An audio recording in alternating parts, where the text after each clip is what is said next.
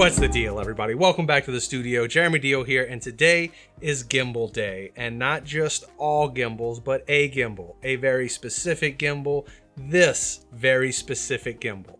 The Zhiyun Weebill S.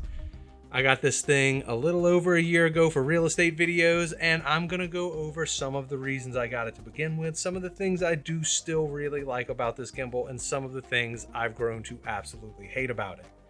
With that being said, let's dive right in. All right, here we go, talking about the Weebill S for real estate video in particular. And the very first thing we're going to talk about is the reason I did buy this gimbal to begin with. When I got it is when it first came out, and it was really the first gimbal to have that kind of underslung design built directly into it. I think the other crane, the big crane, was released at the same time. Either way, I digress, it's not important. It was much better than the Ronin at the time and the Crane 2, which both had the traditional stick design. So this was the first one that was underslung, and that was the main reason I got it for real estate video, because having that lower angle for real estate video is way easier than constantly being crouched over on your back. It worked wonders for saving me in that area in particular, and that is the main reason I got this. But since this has come out, a lot of other drones have copied over that design because it seems to be a very popular one. So it's no longer such a great buying feature for this gimbal in particular. Sorry, temperature warning. That's interesting. Why is there a temperature warning on my camera? Okay, Sony, I've heard about this temperature warning, and there you are. Let's see if you cut off or not. I'm just going to keep rocking and rolling and see what happens. But it's real big on my forehead right in front of me right now. So the Weebill S, that was a really good feature when it first came out. Seeing that temperature thing really blows my mind. I keep looking down at it like, oh, what is that on my forehead? So the Weebill S, the underslung, was really good design. It was pretty cool the way they thought about it. One of the things I didn't like about it is the fact that the feet have to be removed and put on the side, so I ended up having to buy this other little side thing that goes onto here to make it a more cohesive unit. Another thing I liked about it when I first got it was the fact that it had these little locks right here, so you can stop the gimbal from moving around whenever you put it in your bag or whatnot. Well, I had this gimbal. All right, here we are, we're back. That temperature warning just cut off my A7 IV, and that is concerning, especially when it comes to professional work. I have this con coming up this weekend. I'm going to be doing some work for the variant for the horror convention coming up to Raleigh this weekend. So if you're there, come check us out. If you're interested in seeing any of that footage, let me know down below. Maybe I'll throw something up on my next video just to show y'all what else I do other than just the simple real estate stuff.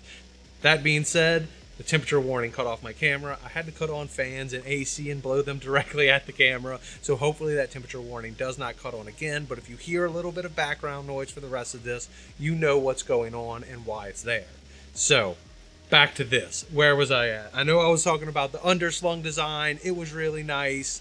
I know I talked about having to buy this secondary thing, which became quite annoying. Then I started talking about the locks. That's where I was. The locks. I thought these little locks were really cool when I first got them. You can put them in your bag, everything stays locked nice and tight. But as I mentioned, the first one broke within a week or two. I think it was 2 weeks. Sent the gimbal back off because I refused to have a broken piece of gear 2 weeks into having it. They fixed it. Within 2 months, all of the locks had broken. So right now, none of the locks work. And not only that, what I find to be really weird is every once in a while they'll engage a little bit. But what's even more weird than that is now, before, whenever you kept one of these in the lock position by accident, turn the gimbal on, it would shut down to let you know that one of them was still locked. Well, now none of them lock, but they become quite fluid and just kind of move around. And now you have to have them on the locked position instead of the unlocked position for this thing to not give you the warning. I don't know. It's really weird. It's crazy. It drives me nuts. Another thing I should say about gimbals is that I have never owned anything but a Zhiyun, or however you pronounce it, I'm pretty sure it's Zhiyun, gimbal before. I've only owned Zhiyun products before this. I had the Crane 2, and then I upgraded to the Weebill S.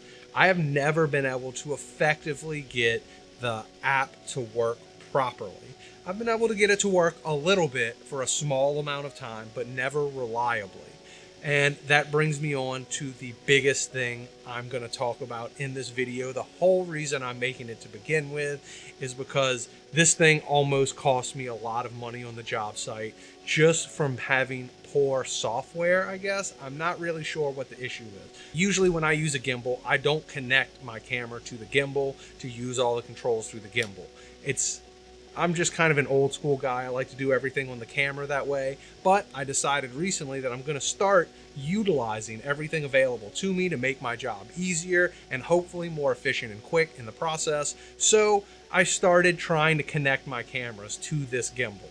Well, guess what? The Sony a7 IV still is not supported. You can hook it up as an a7 III, but the only thing that will work for you is the record button. None of the other functions will work properly, so it's basically useless. Next thing, I hook it up to my GH5s from Panasonic. I have been using this camera and gimbal together for a long time, and never once have I hooked them up before. But you would think, considering this camera came out like 3 years ago, it would definitely work well with the gimbal. Well, guess what? That is incorrect. Well, the first time you hook it up, it does work well. As soon as you hook it up, turn everything on for the very first time, it does connect well. You can scroll through. I could never get the aperture change to work. I could get the ISO and the shutter speed, and there's one other option, but I could get all of those to work, but I could never get the aperture to work. So I could never actually change the aperture on the camera or on the gimbal like it said to.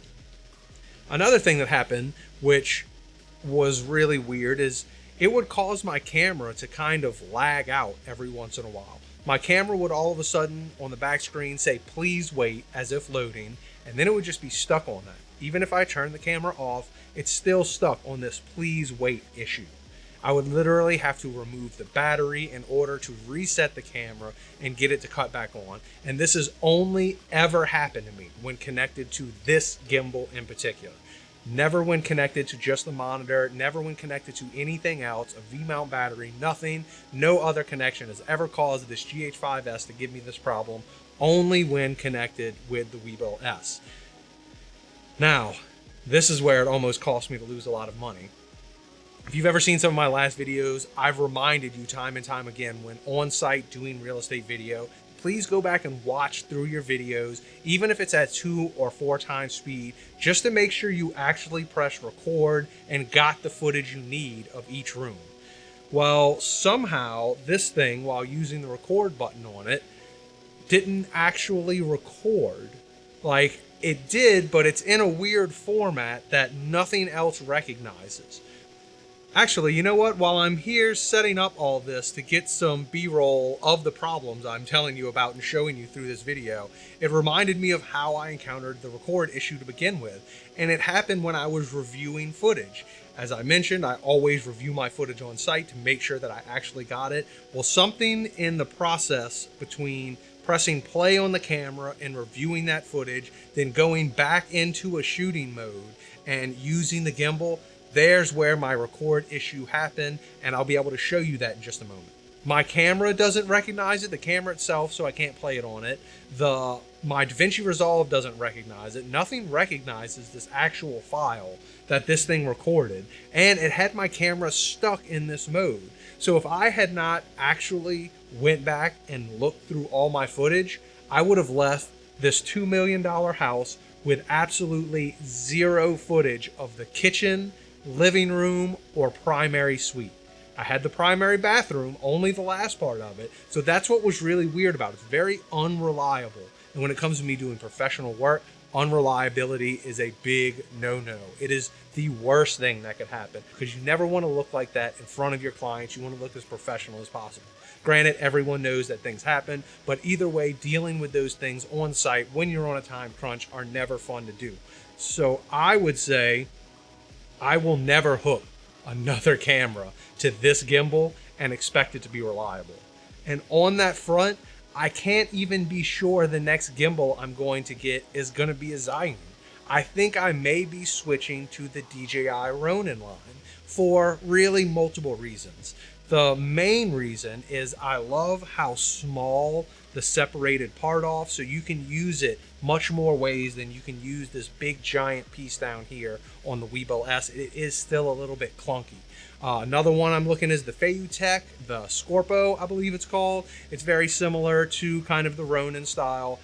The DJI Ronin, also what's nice about it is that it seems like all of Small Rig's camera cages are starting to integrate the same Arca Swiss that the Ronin uses, and everything is going to be using the same thing. So it seems like they're kind of integrating these products together so they all work better, so you don't have to go out and buy these aftermarket third-party quick disconnects. Everything will automatically work together, and that makes it more seamless. You have to carry less gear, buy less gear that are mismatched, and stick them together. So I can't say that I would buy this gimbal now, and I definitely can't say I will buy the next one in their lineup, because 2 out of 2 of their gimbals that I've had have given me issues in one way or another, and I have never been able to get any of the apps to work properly, no matter what it's for.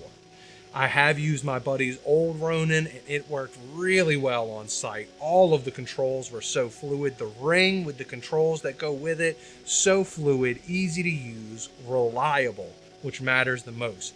Press the record button right there on the ring. Guess what? It records with the camera, and you don't have to worry about that footage, unlike what just happened with me and almost cost me a lot. So I know this was a big rant. This video was literally kind of like out of nowhere. I had this issue happen, then I had it happen again, and I got so irritated by it that I had to come back here, turn on all these ACs and fans to make sure this A7 IV stays cooled off, to let you know that I'm kind of irritated by it, and I don't think I'll be getting another one. So, as always, keep rocking and rolling, enjoy what you're doing, make smart business decisions. And maybe that business decision is to not buy this Zhiyun Weebill S. Maybe it is. I mean, like I said, is this just an issue that I'm having? Do I have a lemon for some reason? Is everyone else's work perfectly? Let me know in the comments. As always, catch you next time.